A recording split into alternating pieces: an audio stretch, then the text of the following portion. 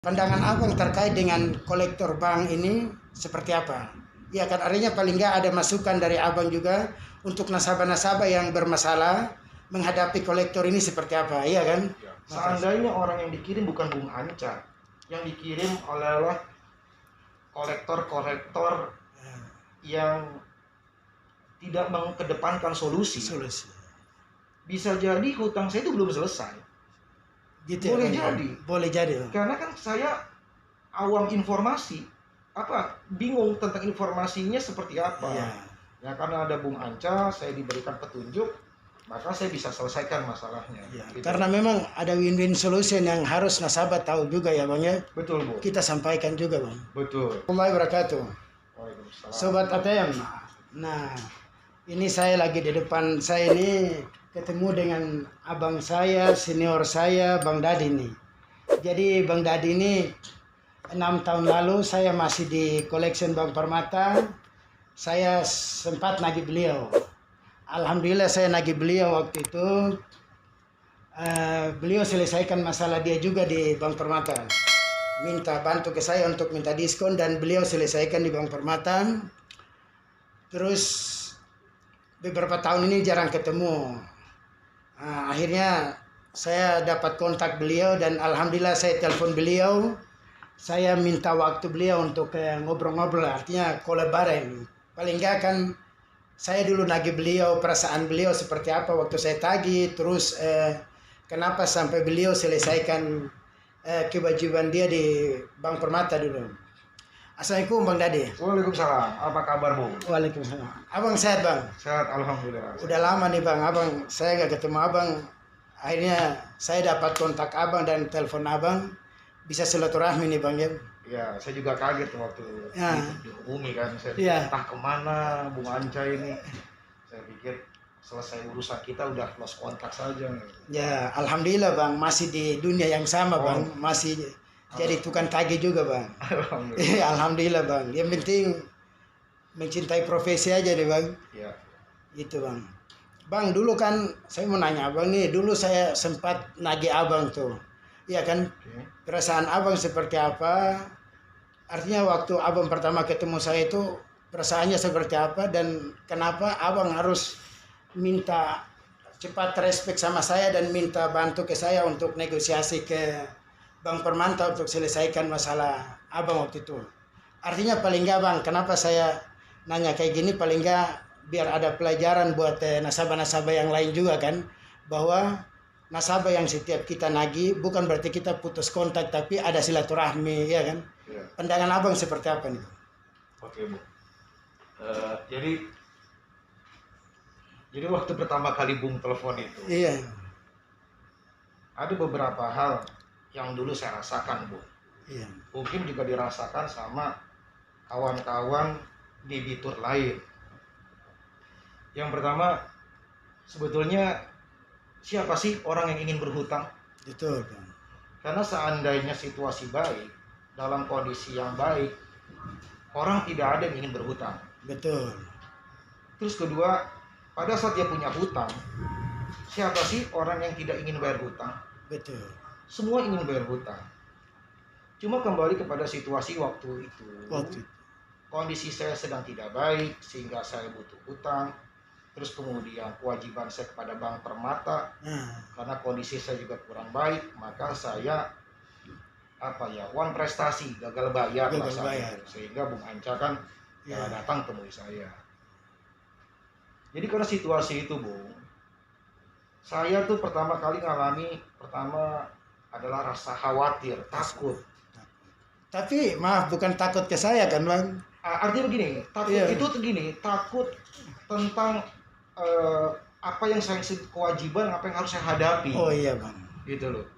Saya bingung, saya harus menjelaskan apa, informasi apa. Maka saya dengan memberanikan diri, kita sambut komunikasi dari Bang Anca. Nah, dari situ walaupun dengan dengan agak sulit kita sampaikan semua informasinya. Begini, duduk masalahnya seperti ini, kondisi yang sekarang seperti ini, dan kemudian kedepannya saya punya harapan akan bisa begini. Dan terima kasih Bung Anca. Iya. Jadi saat waktu kita diskusi Iya. juga banyak Bung Anca kan kasih masukan-masukan, arahan-arahan kepada saya untuk bisa tetap berkomunikasi, mengupdate status perkembangan segala macam, walaupun pada akhirnya alhamdulillah selesai sudah. Ya, masalah Bang. Selesai kredit saya. Ya, itu saya akui Bung, Ya. itu nggak bisa diselesaikan tanpa ada petunjuk solusi dari Bung Anca. Setuju.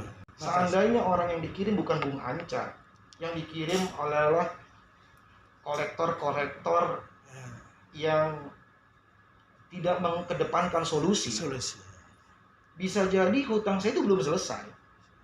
Gitu boleh ya, jadi. Boleh jadi. Karena kan saya awam informasi, bingung tentang informasinya seperti apa. Iya. Ya karena ada Bung Anca, saya diberikan petunjuk, maka saya bisa selesaikan masalahnya. Ya, gitu. Karena memang ada win-win solution yang harus nasabah tahu juga ya Bang ya. Betul Bu. Kita sampaikan juga Bang. Betul.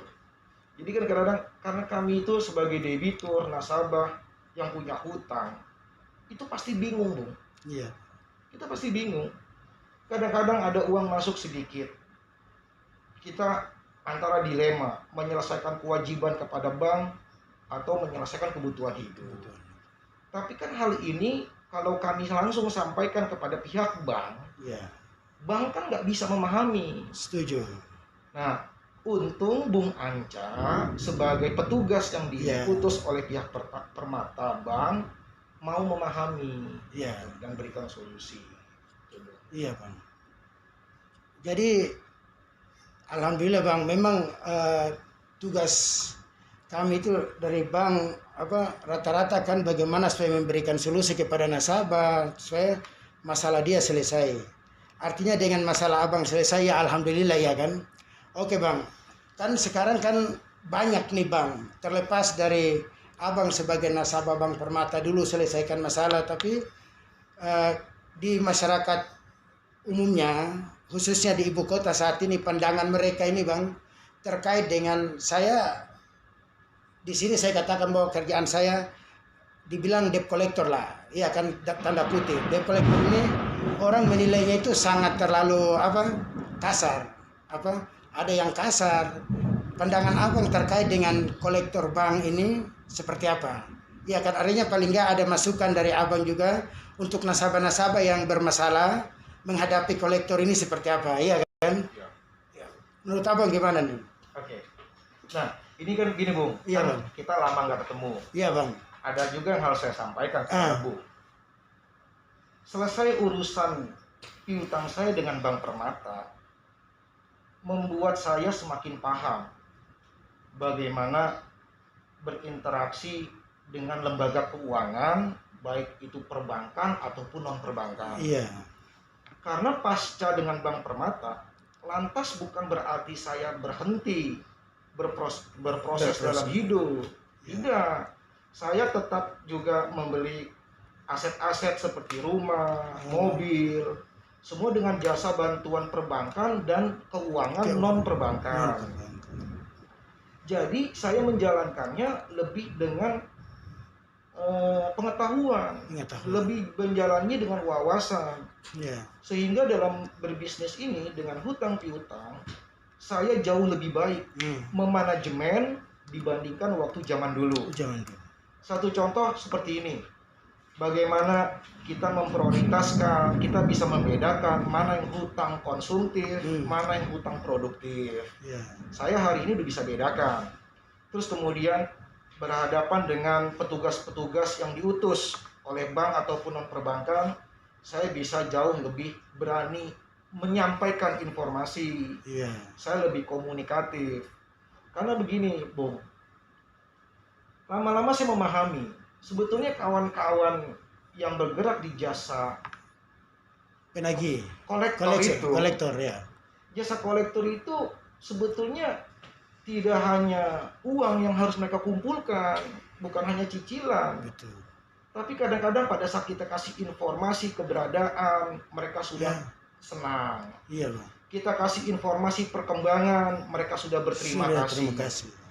mereka kita kasih informasi tentang rencana-rencana ke depan atau peluang-peluang untuk membayar, mereka kamu sudah sangat bersyukur. Artinya kalau dari nasabah, dari pihak debitur mau mau berpikir menghadapi kolektor itu jangan dianggap seperti sosok yang menakutkan, tapi ini adalah menjadi bagian orang yang mengumpulkan, menghubungkan gitu. Ini kan bagian dari profesi nih Bang, iya kan? Iya. Kolektor ini kan bagian dari profesi. Saya setuju sekali. Iya. Saya setuju sekali.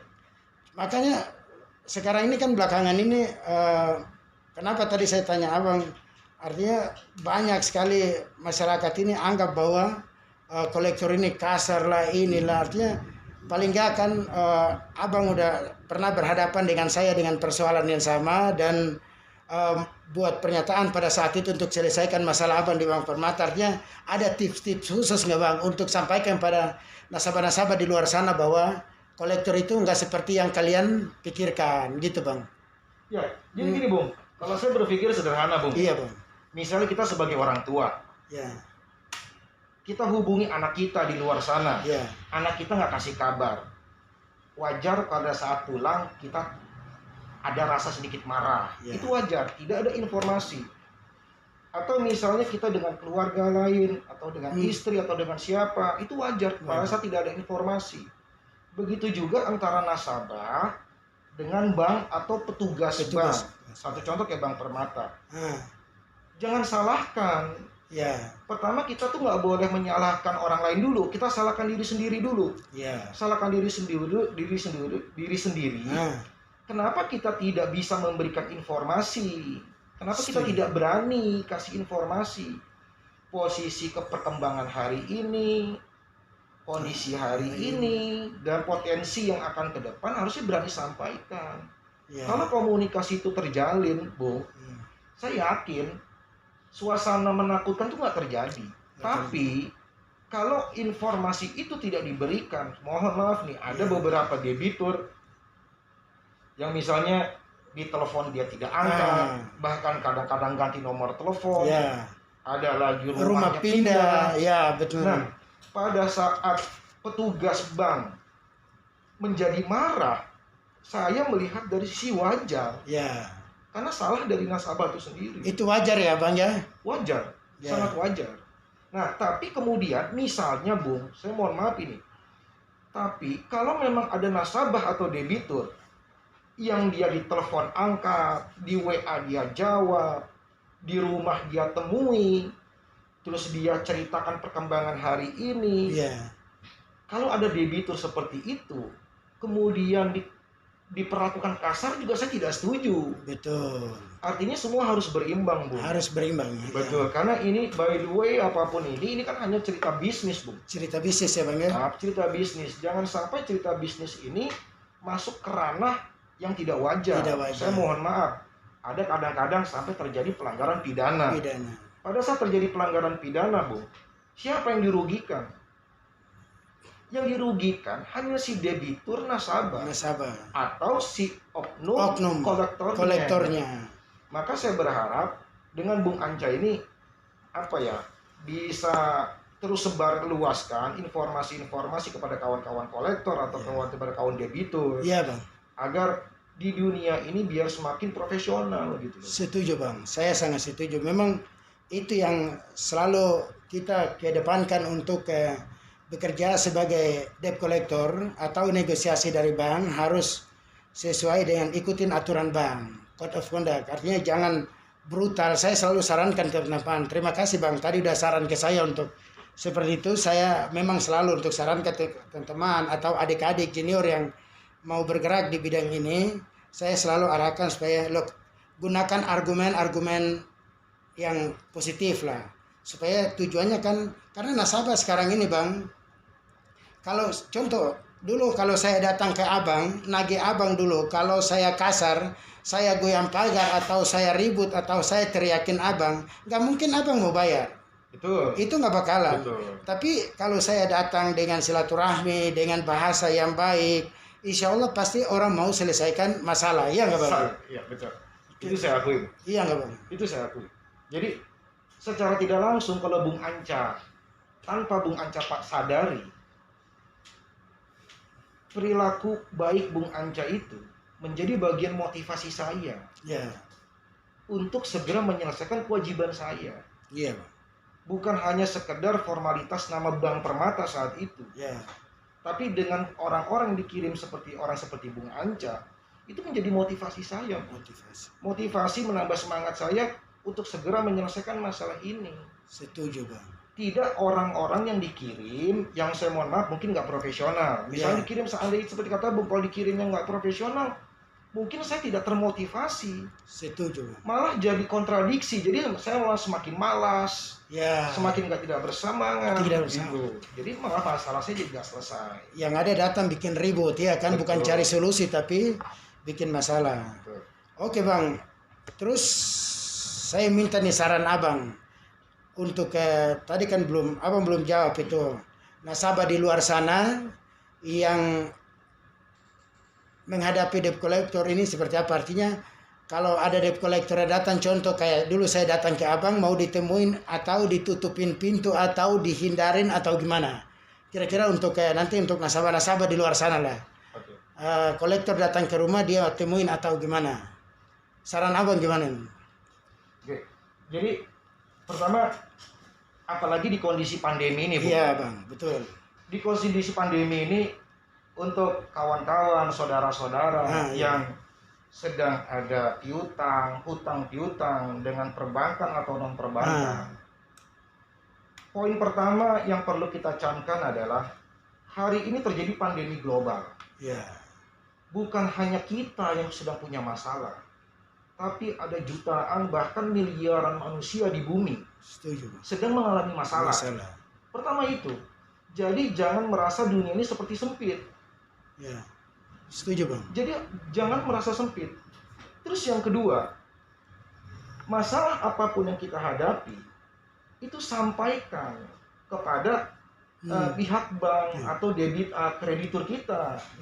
Karena jangan lupa, beberapa bulan yang lalu bank ataupun lembaga keuangan non perbankan itu beberapa bulan yang lalu sudah membantu kita. Kita sudah dibantu, ada yang dipinjamkan berupa uang, ada yang dipinjamkan berupa barang. Satu contoh, untuk saudara-saudara yang berhutang uang, yang uangnya dipakai untuk biaya berobat, diingat-ingat dulu. Diingat-ingat, betul Bang. Waktu berobat, uang itu udah kalian pakai. Bisa aja pakai, bisa aja uang dia berobat itu pakai kartu kredit gesek, KTA dari banknya. Bisa, betul. Nah, sebelum bicara tentang hari ini, dia harus ingat dulu kemarin bagaimana kita sudah dibantu. Kemudian hari ini kita harus berbesar diri, berbesar hati. Kita sudah dibantu. Janganlah orang yang sudah membantu kita itu dikecewakan. Benar. Saudara-saudara pun kalau sudah membantu terus kita kecewakan, mereka akan marah. Apalagi di dunia bisnis. Wajar kalau mereka marah. Nah, pada saat sudah poin kedua itu kita sudah sadar, yang ketiga adalah berikan informasi apa yang terjadi hari ini dan apa yang akan kita lakukan di esok hari. Poin yang keempat, coba tanyakan kepada petugas-petugas apa solusinya. Jangan lantas untuk mematikan handphone atau menghindar, apalagi sampai kabur. Itu saya pikir itu bukan hal yang tidak baik. Bukan solusi yang baik. Solusi yang baik itu. Paling enggak kalau dia ketemu kolektornya, nasabah yang bermasalah ini ketemu dengan kolektor, paling enggak ada win-win solution lah, iya kan? Iya gitu. Betul. Jadi yakin lah orang masih semua sama-sama manusia. Betul. Karena apa ya? Ada satu lagi nih, Bung. Bang. Yang para nasabah sendiri nggak paham. Nasabah itu juga harus paham. Petugas-petugas yang dikirim juga kadang-kadang adalah nasabah juga. Dari sebuah transaksi yang lain. Jadi sifat manusiawi itu selalu ada. Yakin aja. Betul Bang. Selalu saling mengerti. Misalnya, saya mohon maaf, ada salah satu petugas yang diutus untuk menagih kredit KPR. Kredit KPR. Tapi di sisi lain petugas tersebut punya hutang fidusia leasing motor. Iya. Itu adalah hal yang wajar. Hal yang wajar. Jadi apa ya? Jangan kawan-kawan atau saudara-saudara yang nasabah ini hanya karena ketidakpahaman dan ketidakpunya wawasan sehingga membuat permasalahan ini menjadi semakin rumit. Semakin menjadi rumit, Bang. Betul. Padahal kalau kita komunikasi pasti ada solusi. Pasti ada solusi. Ya. Jadi gitu, Bang. Saya kira apa yang Abang sampaikan ini, saya pribadi sangat mengucapkan terima kasih ke Abang juga nih. Artinya atas waktunya Abang, saya bisa duduk bareng sama Abang, ya kan, paling nggak kan ngobrol jujur aja, Bang. Banyak nasabah yang saya dari tahun 2000 saya nagih di perbankan ini, banyak nasabah. Tapi dari semua nasabah, beberapa pas bulan kemarin ini saya coba telepon untuk minta solusinya, ngobrol bareng sama mereka, tapi nggak ada yang, bukan nggak mau, belum ada waktu. Tapi alhamdulillah Abang hari ini Abang bisa collab bareng sama saya terima kasih banyak, Bang, ya. Sama-sama. Terima kasih banyak Abang udah berikan masukan ke saya, terus masukan kepada nasabah-nasabah. Mudah-mudahan nasabah di luar sana juga mendengar apa yang kita ngobrolkan hari ini, Bang. Karena yang kita ngobrolkan hari ini terkait dengan saudara yang punya masalah juga, Bang, ya. Ya. Kira-kira gitu, Bang. Jadi gini, Bang, ada satu lagi mau saya ingatkan. Iya, boleh, Bang. Jadi ada hal lagi yang mau saya ingatkan itu. Ya, Bang. Jadi pada saat kita bisa selesaikan sebuah fasilitas kredit, ya, apakah kita diputus hubungan? Kan tidak. Tidak, betul.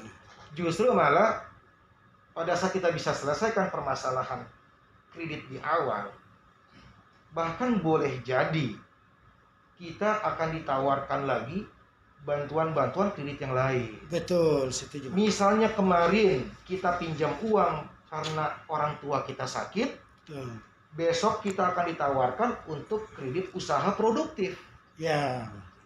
Artinya selama ini diselesaikan dengan penuh tanggung jawab, dengan cara profesional, saya yakin semua sama-sama saling diuntungkan, Bos. Benar, Bang. Contohnya, alhamdulillah saya nagih Abang selesai, kita bisa jalin hubungan silaturahmi. Ya, saya udah anggap kayak Abang sendiri. Alhamdulillah udah bisa duduk bareng, iya kan? Ya, kira-kira gitu aja ya, Bang, ya. Ya, oke, Bang, terima kasih banyak atas waktunya.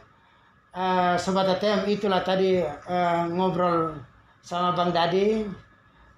Jangan lupa like, comment, share, and subscribe YouTube-nya TV Madoran, ya, Bang, ya? Ya, jangan lupa. Oke, Bang. Terima kasih banyak, Bang. Sama-sama, Bu.